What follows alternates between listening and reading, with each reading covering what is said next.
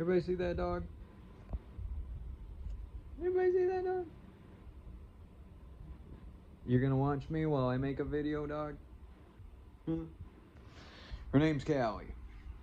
Personally, I want to name her Sarah Jessica Barker. Whatever. Oh, but anyway, welcome everybody. We are on, oh my goodness, look at this now. I know, I just got home. You want attention, I get it.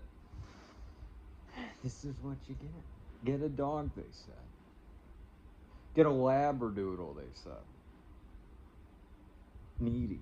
Very, very needy. That's all. Yeah, what's up? Okay. I gotta record a video. Will you let me do it? Wait, she ain't gonna let me do it. Alright, but anyway, we're on step 2. And step 2 is this. I am free to think for myself and formulate my own opinions. And there's kind of a backstory to why I put this one in there. And to be honest, it's really what kicked off this whole thing for me in a lot of ways.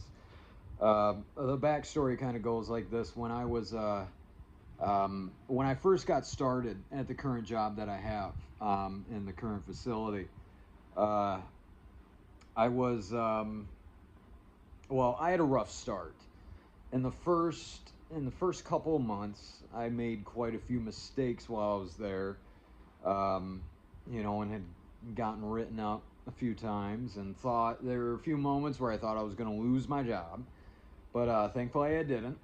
But either way, it was rough, and I remember going to my boss at the time, and my boss at the time had been doing the therapy deal for, in their words, well over 30 years. And so I go into their office and I essentially say, you know, I'm kind of detailing what's been going on with my experience at the facility so far. And I essentially say to them, like, you know, and I was complaining, I was venting. And I said, you know, I'm sick and tired of having a moment where I do good and feeling good for it, and then the very next moment I do something bad and I felt really bad for it. And I told them that I just give me 1 week where everything is just, you know, good. Like, can I just have one solid good emotion throughout the entire week? Well, after I get done detailing this to them, and I put this story in the material. If you haven't read it yet, it's in there. But after detailing the struggle to them, they proceeded to ask me this.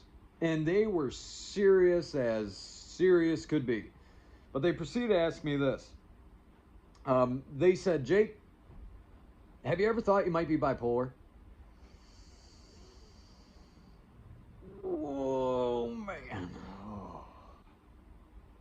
Now, I was only a couple months into the job. I wanted to keep my job, so I couldn't say everything that was going through my head at the time. But now that I ain't got to worry about that, I'll let you know what I was thinking.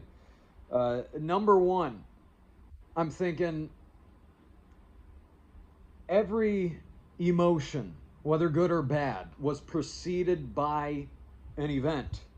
A clear event. A good event preceded the good emotion, and then a bad event preceded the bad emotion. And I thought, how in any way is that bipolar? It sounds normal to me that would happen. You got a good thing that happens, you feel good. You got a bad thing that happens, you feel bad. And so I thought that. Second thing I thought was, is this person actually serious right now? You know, I used more colorful language in my head at the time. Next thing I was thinking, though, some of the bigger elements, like I said, kicked off this whole thing. Next thing I was thinking was, this person has been doing this stuff for 30 years. And at least when it comes to bipolar, if this is the standard that this person sets for constituting bipolar disorder, then I have to think there's a crap ton of people out there with bipolar. And they only may think that because this person said, look, you're bipolar, because good things happen to you, you feel good, and then bad things happen to you and you feel bad. And then I thought of the even scarier thought. Again, this person has been in the business for over 30 years. They have the power to diagnose. How many individuals has this person diagnosed, and how many of them believe they have legitimate issues just because this person said that they do? And unfortunately, in a treatment setting, you can't question the diagnosis. You don't know better. Because this person, this individual who thinks that when good things happen you feel good and bad things happen and you feel bad, that's somehow disorder. It's bipolar. And that, I tell you what, that pissed me off. It really did. And like I said, I thought to myself, how many people are out there that this person has had as clients? And this person diagnosed them.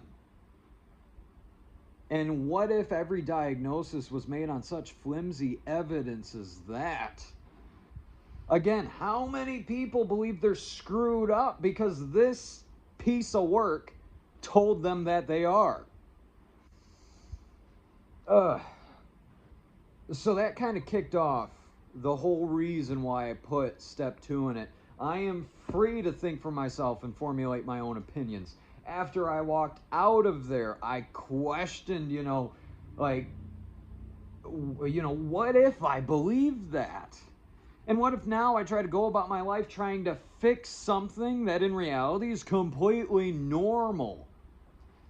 And for you, those who are watching, those who are paying attention, how many of you are maybe feeling that kind of way? I don't know. I can't answer that. That's you. That's on you. You're an independent thinker. You're a free thinker. No one can think for you. We decide what ideas we put in here and what ones we choose to hold on to. If you want to think that you're disordered because somebody said to you that you are, then that's your prerogative.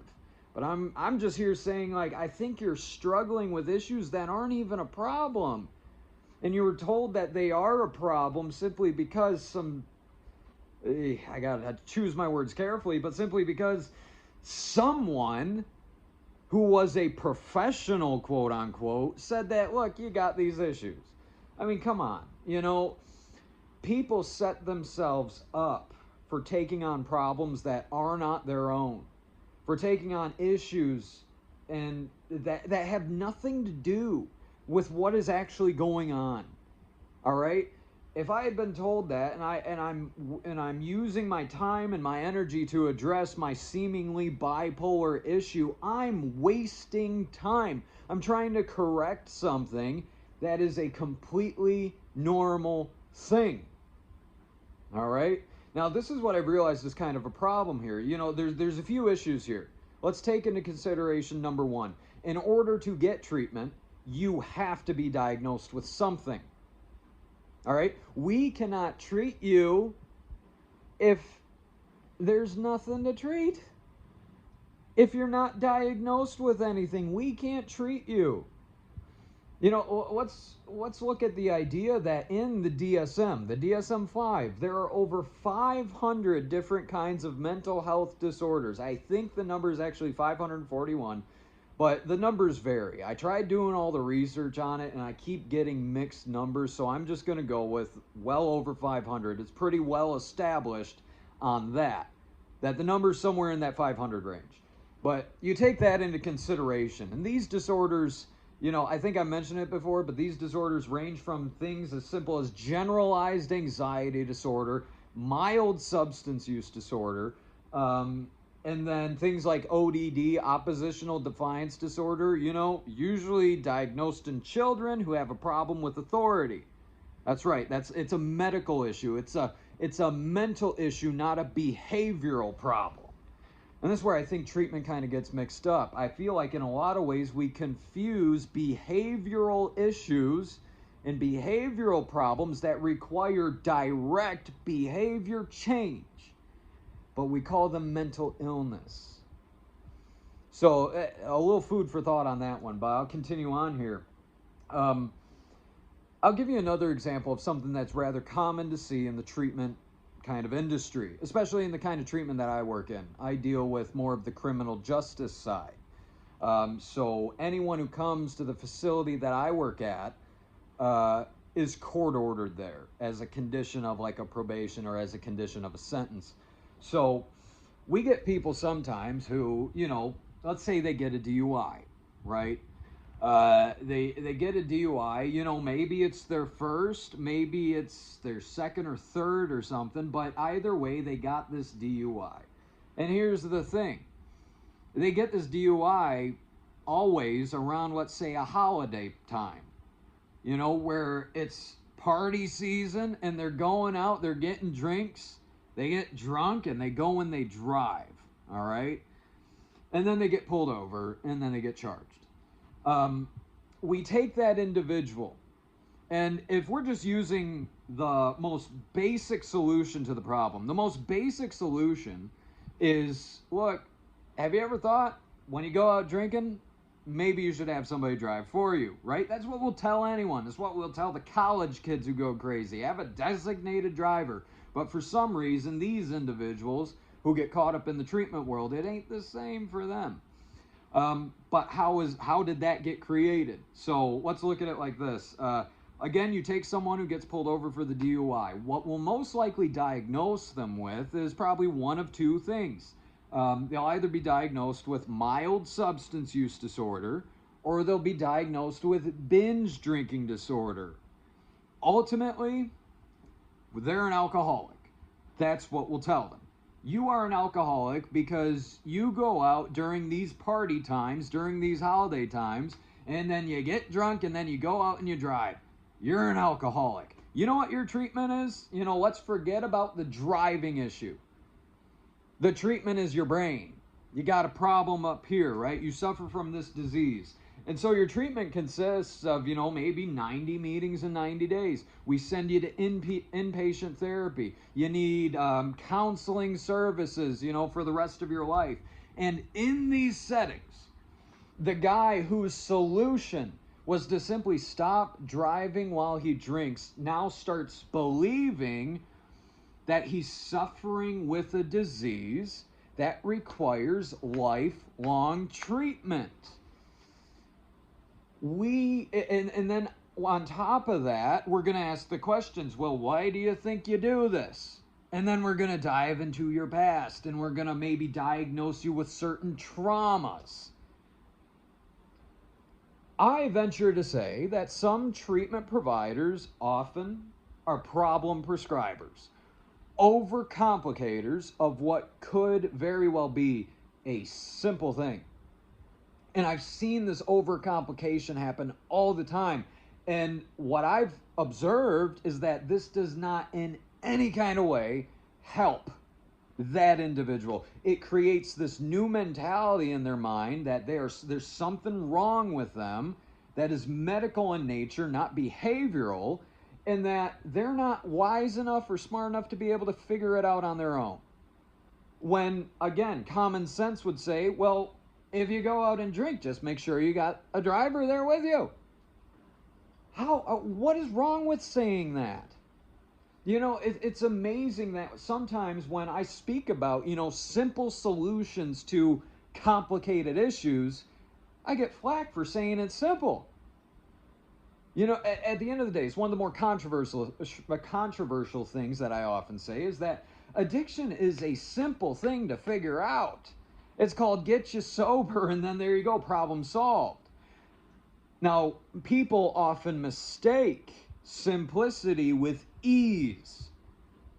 That's where people, that's where the issue comes in, Just because I'm saying, look, the solution is simple doesn't mean it's easy. That's not what I'm saying. I'm just saying, let's get some perspective here.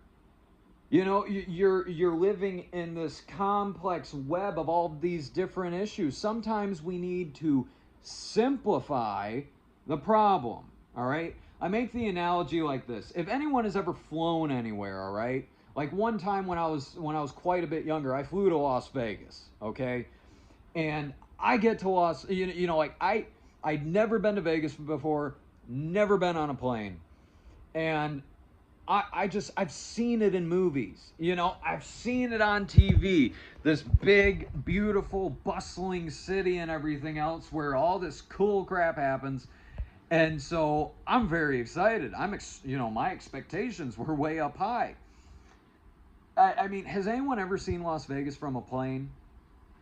It's rather disappointing. I remember, we were flying, the pilot gets on the thing and he's like, hey, attention passengers, if you look out this window, you will see Las Vegas. I look out the window. I saw Las Vegas. And I remember after I saw it, I looked to my mom and I was like, that's where we're going?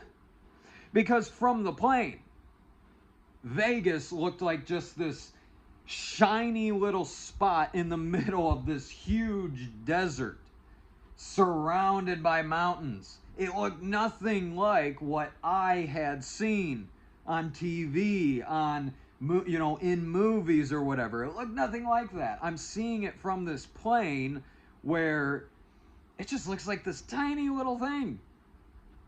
And I'm like, this city ain't huge at all. This isn't big at all. Look at it. It's a tiny little speck in the middle of huge desert. However, the perspective changed as soon as we landed and as soon as we got into the city. All right? The perspective changed. Then everything becomes huge. And then it's like, okay, now that I'm in it, this is big. This is a big place. This is a big deal. I need a map. I need to hold my mom's hand. I'm going to get lost, right? In a way, I believe that people who are in addiction, who are stuck in the treatment ideas and who are believing those, you're like the person who's in that city, all right? You're in that city and the buildings around you, they're all labeled. The building to the left, there's your mental health disorders. The building to the right, there's the treatment process. The building straight ahead, there's the quote-unquote recovery process. The building behind you, look, that's all of your trauma, man. And you're trying to find the way out of this city, but you've got all of these things blocking your view. The good news is that somewhere in that city, if it's Las Vegas, it's called the Strip. Somewhere in that city is a road. That road leads from one end of town to the other. Goes straight through it. And you know what? It keeps going past it as well. If you stay on that road long enough, you will get out of that city. So when I talk about addiction in simplified terms, it's to give you perspective. Sometimes maybe we need to take a second. We need to step out of the city, get on a plane, and view this thing from above, right? Because when you get on a plane and you look at it from that perspective, guess what? Las Vegas is a tiny little city in a vast desert. You can see the way out from that perspective. If you look at it from top down, you will be able to see. If you look at it from a map, you'll see the road that goes from one end to the other and leads out. But when you're in the thick of it, when you're down on the ground, when you're in treatment or you're in addiction itself, you've got all of these buildings in the way. Here's a person, here's the crowd that's walking along and they're blocking your view of that road. You can't find it. Here's all of these buildings, they're blocking the views. You can't find it. Ooh, here's a billboard with some strippers on it, right? There's a distraction for you. Let's pretend that's meetings perhaps. You need to go to meetings and if you don't, you're going to relapse. That's a distraction from you getting to the road that will lead you directly in and out of the place. And so when I talk about it in simple terms, it's only for the sake of putting the stuff into perspective, because there's no getting away from the fact that all treatment, no matter how they approach this issue, all treatment works for one singular goal. We want to get you to stop doing what you're doing. The difference is I cut down, or I try to cut down, all of these frickin' buildings that are in the way. I try to get rid of all of these distractions that are in the way and tell you, look, the road, it's right there. If only you would be able to get past all this other stuff and see that. That, in my mind, is what treatment does in a way. Maybe not for everybody, but more often than not, I come across people who are confused as hell in this entire process. This is why people leave treatment centers saying, well, I don't know what's going to happen. I don't know if I'm going to stay clean. You realize what you're doing there is you're questioning yourself. You don't trust yourself. And the big question is, why don't you?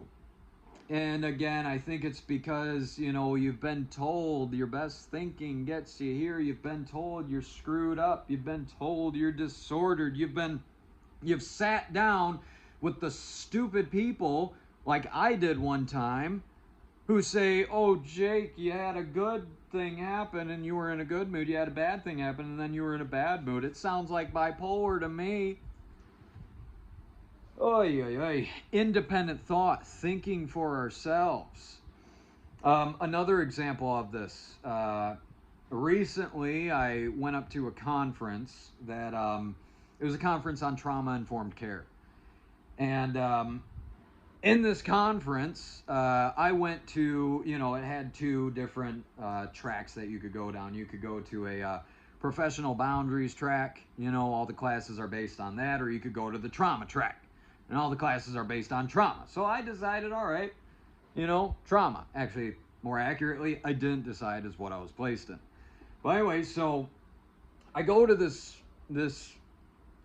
group, this training, and the presenter was, a rather influential person at another organization. And this person was talking about trauma and everything else, obviously. And throughout the course of it, they said a few specific things to the point of where I left that group and I was asking myself, do I have trauma?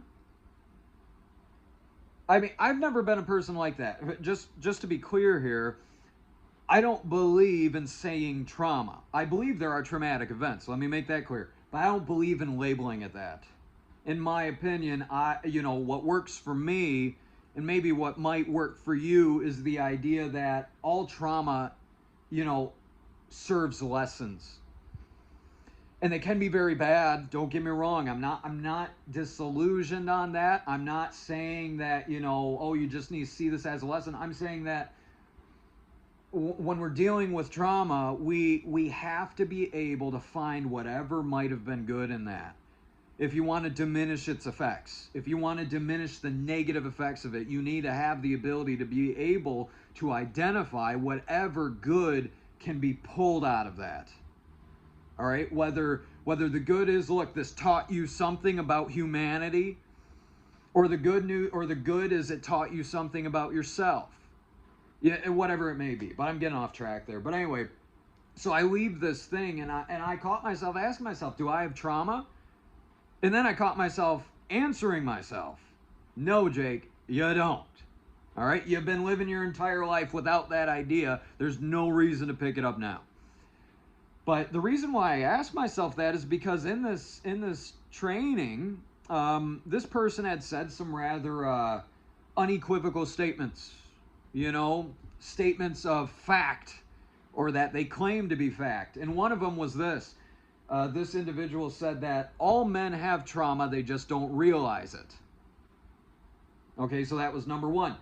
They proceeded to then say, they drew it's like a pyramid chart, and each, and it had layers on it and everything else, and they all built up to a specific thing. And at the bottom layer, it's like, if you have unrealized trauma, then, your mental health is going to suffer. Then the next one is because your mental health is suffering, then, maybe your relationships are going to suffer. And then relationships, because those are suffering, now you're going to be more stressed. And because stress is added, now you're going to add physical problems. And because of physical problems, at the very top, it was written, you may experience an early death. And so I'm sitting there and I'm like, my God, if I have unrealized trauma as a man, because this person unequivocally said that all men have trauma and it's just unrealized, then I guess I'm working myself towards an early death. And, you know, it frustrates me. I don't know if it's ignorance on their part. I don't know what it is. I don't want to think in any kind of way that this is a deliberate, nefarious thing. I cannot imagine that people are ignorant to what is like, you're trying to do it for help, but have you ever thought of what the flip side of that is? Of telling somebody you've got trauma and if you don't fix it, you're going to reach an early death. I don't know if they ever think about that. I don't know, I could be wrong. But all of this essentially to say, this can all be avoided. It can all be avoided. And the only way it's avoided is if you have and understand that you have the ability to think for yourself, the ability to formulate your own opinions. You know you best, all right? I'm going to keep reiterating that. You know you best. If anyone knows what you need in order to address a certain problem, it's most likely going to be you, all right? And so we need to remember that. Your best thinking, yeah, it got you here, but it also got you exactly what you wanted when you wanted it. If you wanted drugs, your best thinking got you drugs. If you wanted money, your best thinking got you money. For some people, if you wanted sex, your best thinking got you sex. So we need to remember that, because that's the flip side to that whole your best thinking got you here, but it also got you exactly what you wanted when you wanted it. You did everything you could. So remembering that and understanding that, I believe, will save us from this kind of complication. Just because somebody has fancy degrees behind their name and they work in the setting that they do doesn't mean they know everything. It is still required that you maintain independent thought throughout this process. If you disagree with something, voice a disagreement. We need to be thinkers here, because what happens when you don't think about what is going on with you, when you don't clearly work out the solution for yourself, is you end up adopting problems and solutions that may have nothing to do with the issue, that may have nothing to do with solving the problem of addiction. But we get into a spot where we believe then that if I don't address these things, then, whatever. I mean, ultimately in step 3, the next step, we're going to dive into this one even further, because in the next step, I'm going to encourage you to decide 3 specific things in regards to this. The 3 things that in my mind will determine how your life goes going forward after a substance use problem. And this is why these 3 specific things that we'll talk about need to be informed by you. And you need to decide what the answers to these things are. All right? So we'll go into that. Okay.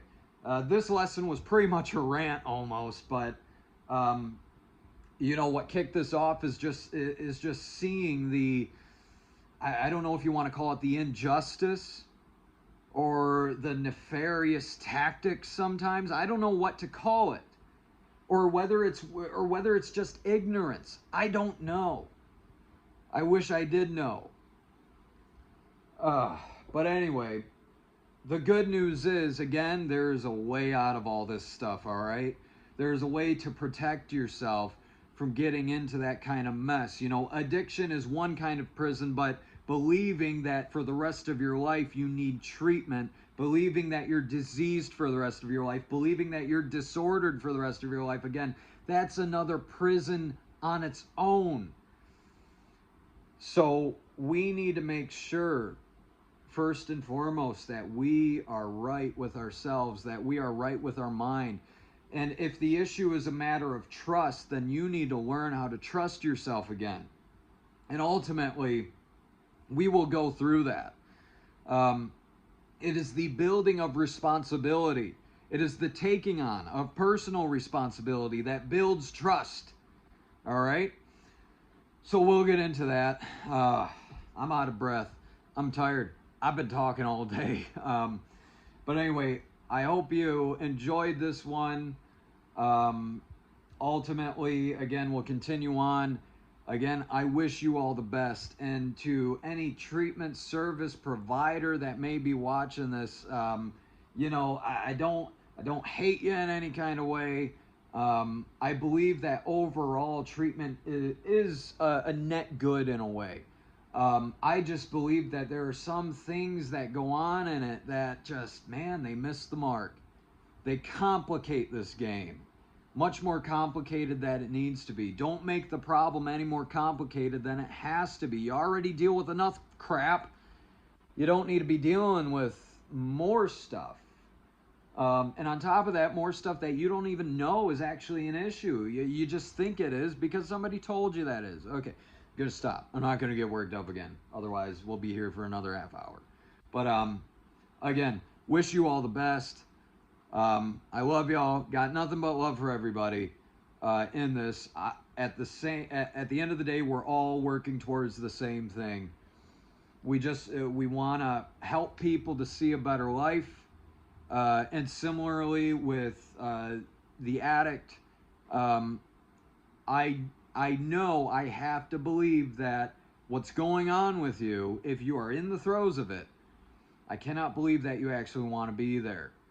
All right, you may be desperately wanting to get out, but like I said, you got these ideas that are getting in the way of that. You're in this big city of all this big crap, when maybe let's take a step back for a minute. Let's think about it clearly. Let's think about what you really need. Let's get the up top view and let's look at that road that goes from one end to the other. And as much as you like it or not, the road that goes from one end to the other, it's called stop. It's called don't do it anymore. And where we all get complicated is what we think is required to make that happen. All right? I believe at the end of the day, it can be a very simple process for some people. And I believe that for others, it's only complicated because you're taking on all of these ideas and maybe you just got to get rid of them and take on a new perspective, a new idea, which is what I'm hoping to offer. A new perspective, a new idea and perspective that worked for me throughout this process, and likewise works for the millions of people that don't go to treatment at all. So just remember that. I hope in some kind of way that offers some kind of encouragement. There is a very real way out of this. It is totally possible. Hold on to that, all right? You got the power. It is within you. It just needs to be activated. And so I'm here to try and do that for you, all right? Again, love y'all. We'll see you soon.